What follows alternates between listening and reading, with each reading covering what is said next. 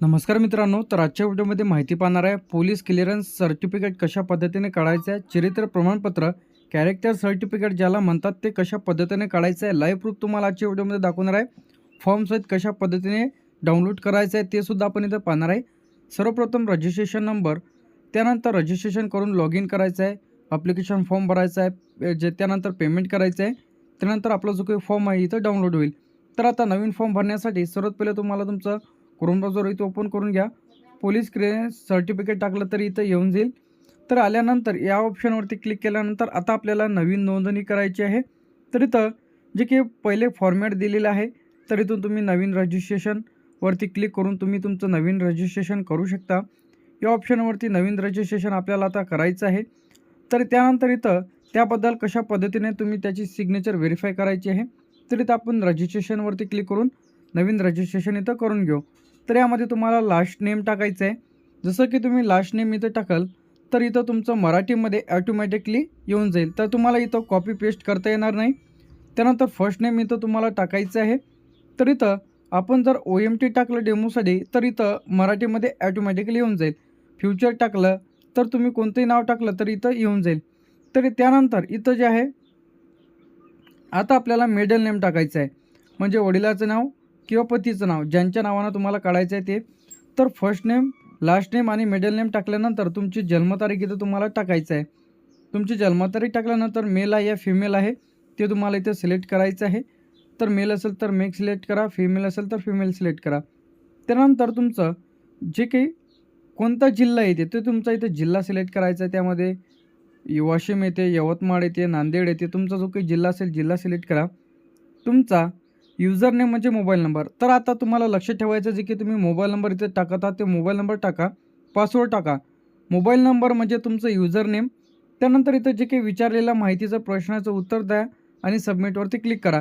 Email I D तुम्ही टाकली तरी चालेल, नाही टाकली तरी चालेल. तर होता होस तर ईमेल आय डी टाकून द्या. तर इथं लास्ट नेम टाकायचं आहे. तर इथं ॲटोमॅटिकली येऊन जाईल. संपूर्ण डिटेल्स आपण भरून घेऊ. सबमिटवरती क्लिक करायचं आहे.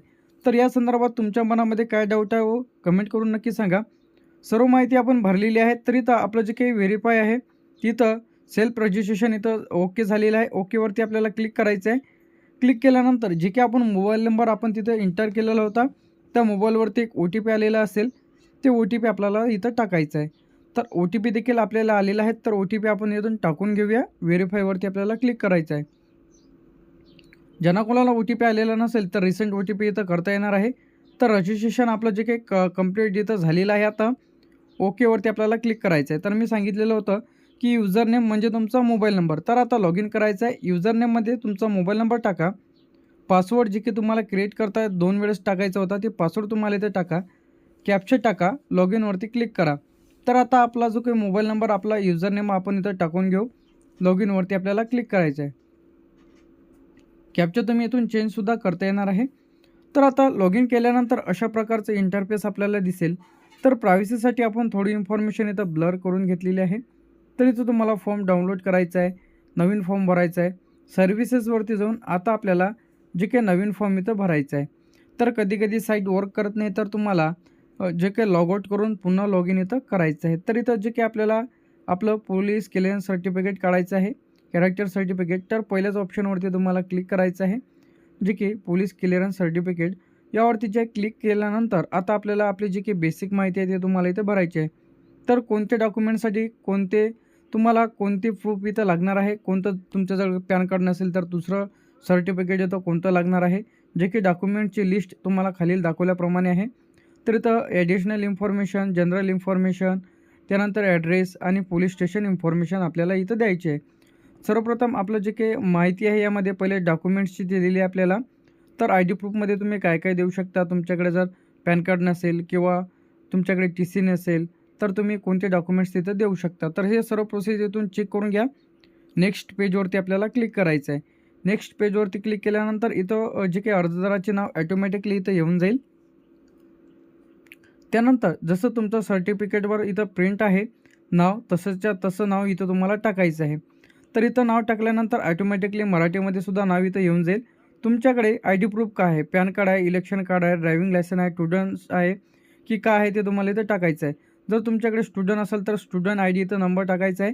तर आपल्याकडे पॅन कार्ड अवेलेबल आहे. तर मी इथं पॅन कार्ड जे आहे आय डी नेममध्ये पॅन कार्ड इथं सिलेक्ट करून आय डी नंबर इथं टाकून घेणार आहे.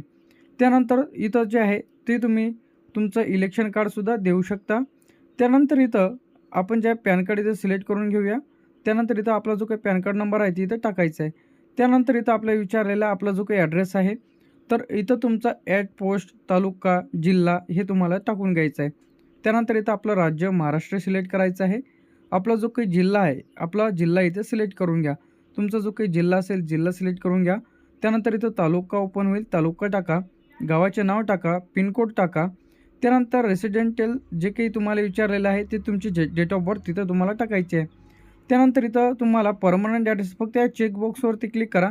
तर तुमचा जो काही संपूर्ण डिटेल्स आहे तिथं ॲटोमॅटिकली फिल होऊन येऊन जाईल, जे की तुम्ही जिथं राहता आणि तुमचा परमनंट ॲड्रेस सेम आहे ते. नसेल तर तुम्ही दुसरे ॲड्रेस टाकू शकता. तर इथं यामध्ये आपल्याला कंपनीचा ॲड्रेस द्यायचा आहे. तर कोणत्या पदाकरिता आहे तुम्ही ते तुम्हाला इथं टाकायचं आहे. स्टुडंटसाठी पाहिजे, त्यानंतर जॉबसाठी पाहिजे असेल तर जॉबसाठी टाका. तुम्हाला ज्या गोष्टीसाठी जे काही हे सर्टिफिकेट पाहिजे ते तुम्हाला इथं टाकायचं आहे. कंपनीसाठी लागत असेल तर कंपनीचं इथं नेम टाकायचं आहे.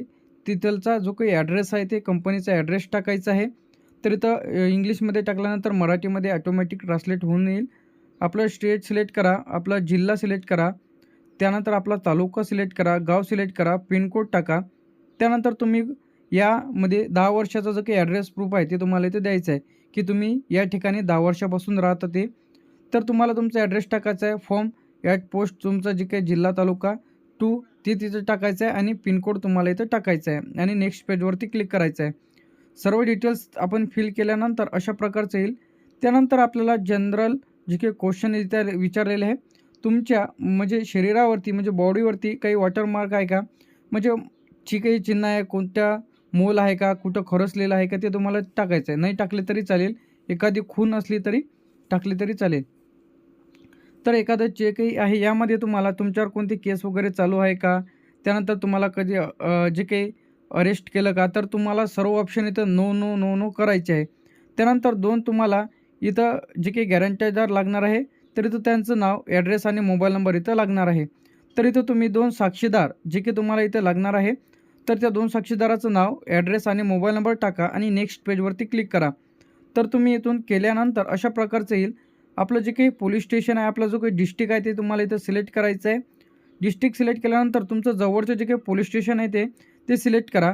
चेकबॉक्सवरती क्लिक करा. प्लेसमध्ये तुमच्या गावाचं नाव टाका आणि सेव्हवरती क्लिक करा. तर इथं आपण जे आहे जवळचं जे काही पोलीस स्टेशन टाकून टर्म अँड कंडिशन ॲक्सेप्ट करून सेव्ह ऑप्शनवरती आपल्याला आपण क्लिक करणार आहे. क्लिक केल्यानंतर थोडं इथं टायमिंग घेईल. त्यानंतर आता आपल्याला जे काही आपले डॉक्युमेंट्स त्याचप्रमाणे पेमेंट आपल्याला इथे करायचं आहे. तर कधी-कधी साईट वर्क करत नाही, तर तुम्हाला पुन्हा हा जो फॉर्म आहे तिथं भरायचा आहे. तर या संदर्भात तुमच्या मनामध्ये काही अडचण असतील तर कमेंट करून नक्की सांगा, की तुमचं कार्ड निघलं की नाही. तर इथं आपलं जे काही रजिस्ट्रेशन आहे ते ॲप्लिकेशन आय डी सक्सेसफुली झालेली आहे. तर ॲप्लिकेशन आय डीसुद्धा आपल्याला इथं आलेली आहे. ओकेवरती आपल्याला क्लिक करायचं आहे. तर ह्या आय डी जे आहे इथून कॉपी करून ठेवायची आहे. त्यानंतर आता आपल्याला जे काही इथं आपला फोटो अपलोड करायचा आहे, तर इथं तुम्हाला फोटो अपलोडवरती क्लिक करा, साईनवरती क्लिक करा. त्यानंतर इथं तुम्हाला यामधून जे काही आय डी प्रूफसाठी म्हणजे डॉक्युमेंट्स अपलोड करायचे आहे, तर यामध्ये आपण पॅन कार्ड अपलोड करणार आहे. त्यानंतर इथून तुम्ही एखादं 2 पैकी एक डॉक्युमेंट्स अपलोड केलं तरी चालेल. पहिले यामध्ये आपण पॅन कार्ड सिलेक्ट केलेलं आहे. तर यामधून आपल्याकडे रेशन कार्ड अवेलेबल आहे. तर आपण रेशन कार्डवरती क्लिक करणार आहे. तुम्ही ॲफिडेविट जोडू शकता.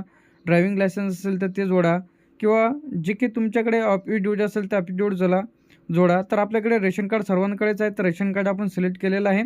सर्व केल्यानंतर अपलोडवरती क्लिक करायचं, अपलोड डॉक्युमेंट्सवरती. तर इथं फोटो आणि साईन आपल्याला अपलोड करायचे आहे.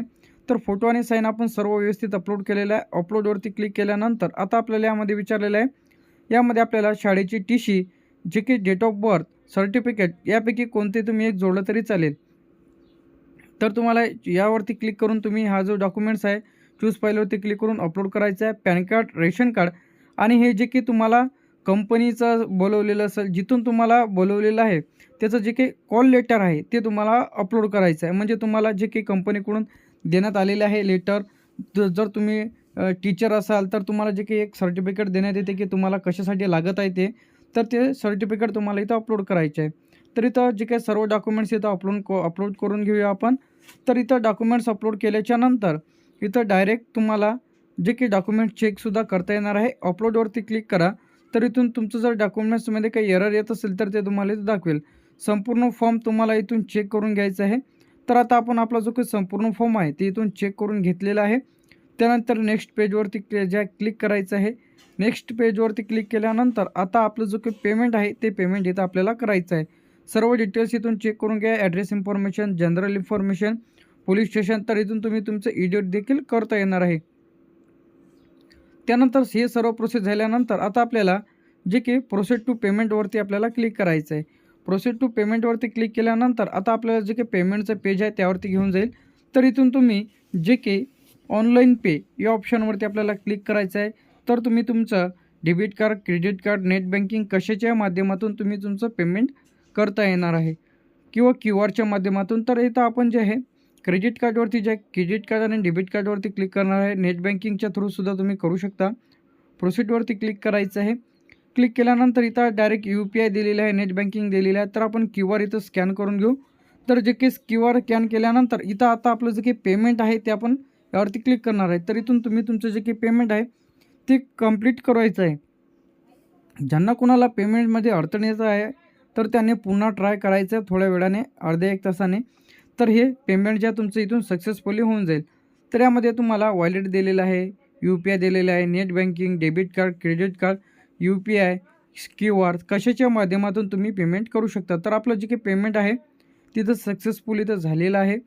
त्यानंतर आता आपलं जे काही पेमेंट आहे ते इथं याची जी काही ID आहे ते तुम्हाला इथं तुम्ही काढू शकता किंवा तुम्ही याचा जो काही स्क्रीनशॉट आहे ते काढून ठेवा किंवा याची प्रिंट दिली तरी चालेल. तर तुमच्या SMS ॲप्लिकेशन ID इथं आलेला असेल. तर ॲप्लिकेशन ID कॉपी करून घ्यायचा आहे. तर इथून तुम्ही तो त्या माध्यमातून तुम्ही चेक करू शकता की तुमचा ॲप्लिकेशन फॉर्म. तर यावरती क्लिक करून तुम्ही जे चेक करू शकता की तुमचा फॉर्म इथं आला की नाही. त्यानंतर इथं ॲप्लिकेशनमध्ये ते ID टाकायची आहे, सर्चवरती क्लिक करायचं आहे.